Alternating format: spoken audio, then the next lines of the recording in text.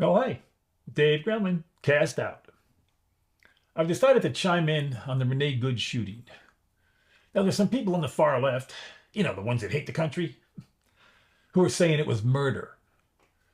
Now, in their defense, the Trump administration has done a horrible, horrible job of lying about what happened that day.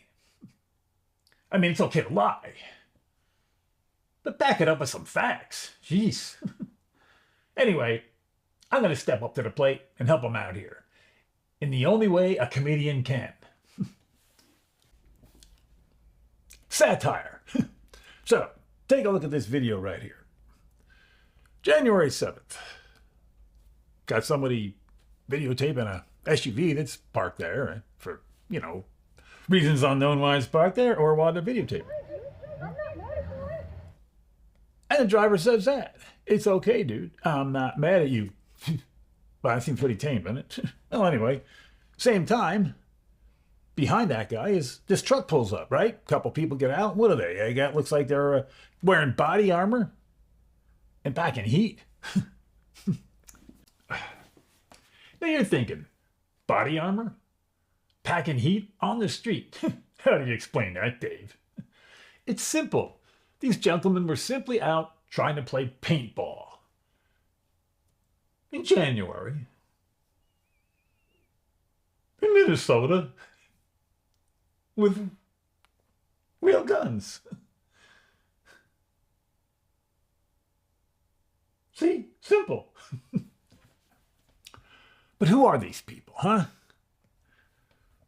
Is there a lot of them on the street there? So is there like a unofficial national holiday I'm not aware of? I don't know. Let's take a look at the calendar here and see if anything's appearing there. Well, New Year's Day, of course. That's nothing. No, nothing on the 2nd. Well, 3rd, nothing there either. And perhaps the 4th. Oh, that's my dentist. That's not important. 5th, nothing on the 5th. The 6th, oh, Girl Scout cookies. Wait, that's it.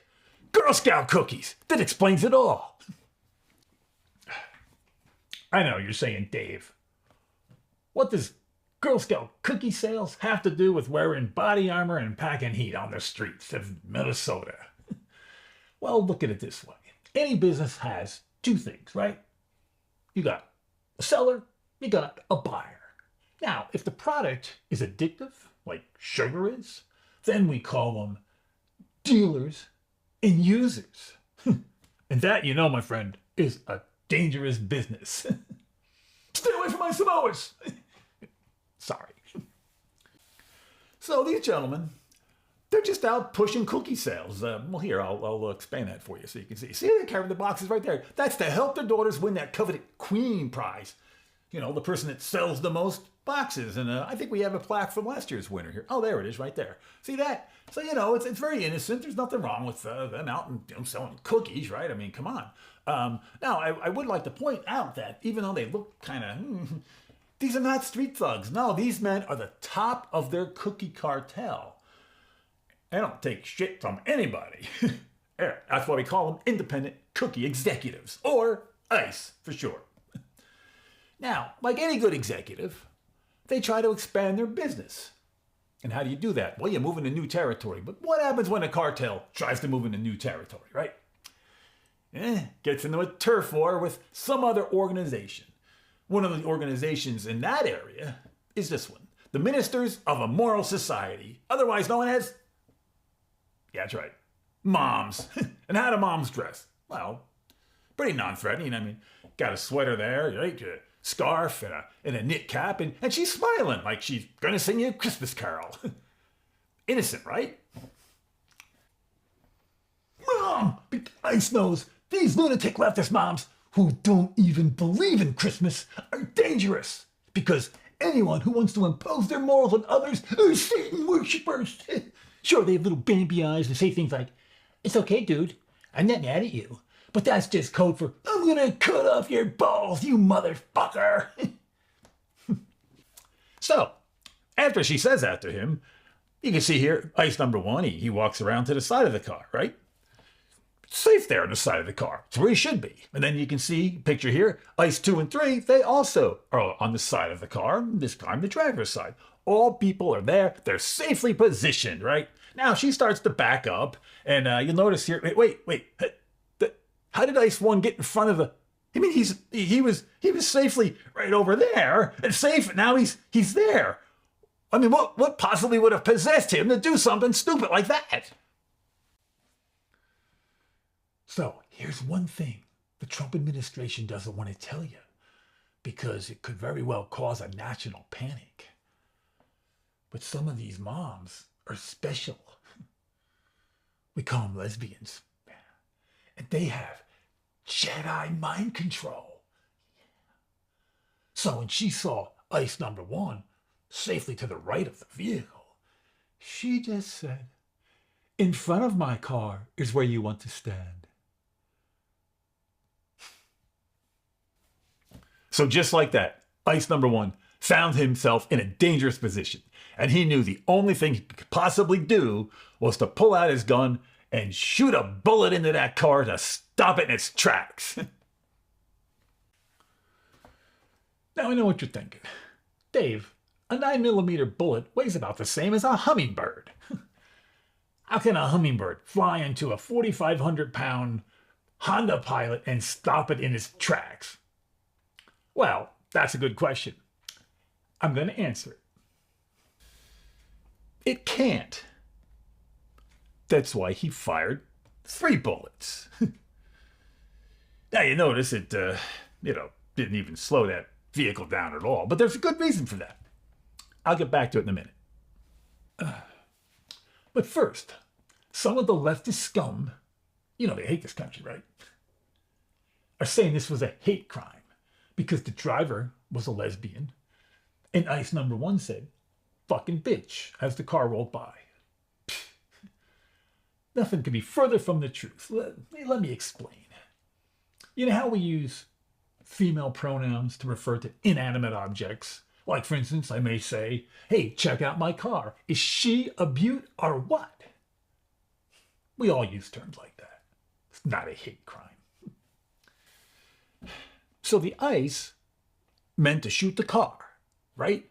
But the problem was his sights on his gun were all the bullet went what? And so instead of hitting the car like he had planned, he unfortunately hit the driver, killing her. But so he was so distraught, that this all occurred that he looked at his his handgun. "You fucking bitch! You fucking bitch!" That was what he was. He was just mad at that handgun because it just killed. And the thing is, we all know though, guns don't kill people. People kill people.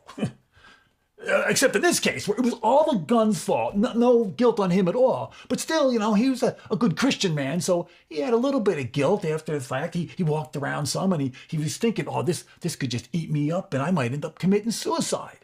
So he did the only thing he could. He jumped in his car, and he ran right to a psychologist to get some mental help there. I mean, really, we should be thankful for his quick actions, because we could have 2 tragedies that day. So that's anyway how everything transpired. Now, I'm sure the Trump administration's going to still look into this situation. I mean, hey, let's hear what Vance has to say. Engaging in federal law enforcement action, that's a federal issue. That guy's protected by absolute immunity. He was doing his job. What? That guy's protected by absolute immunity. He was doing his job. Absolute immunity? It seems kind of extreme, doesn't it? I mean, is there... I don't know. I mean, you get, the people that run the country saying this small group here has absolute immunity. I don't know. Has that ever been done before? Or, what happened? I mean... SS fanaticism. Born out of humiliation, fascination with a savior, and an unshakable feeling of superiority. In just a few years, this infernal spiral led Germany over the brink. An entire people faced oblivion. Onlookers watched the action.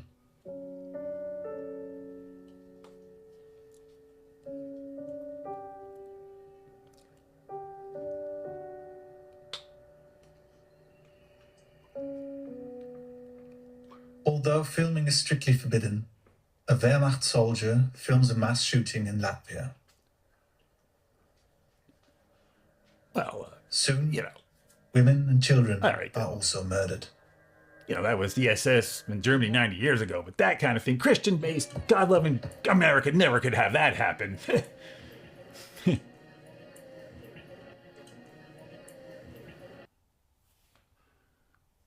Until now. 40 years ago, I worked with a guy, Heinz. He was a German immigrant. Came in 56 to America. He was about my dad's age, born in the 20s sometime. So he grew up under Hitler. And, you know, one day we just got talking about the war. He didn't talk a lot about it, but I did ask him. I think Germany had like, I don't know, look it up, 60 million people, I think. Yeah, it was a pretty big country. And the SS was like, I don't know, 15,000 people, something like that. And he's like, how did Hitler, with that, you know, how did he rise to take the country over? It was just kind of, I don't know, I couldn't grasp it. You know, it just seemed, you know, like a Hollywood flick, you know, something. And he didn't say much. He just said, by the time we knew what was going on, it was too late.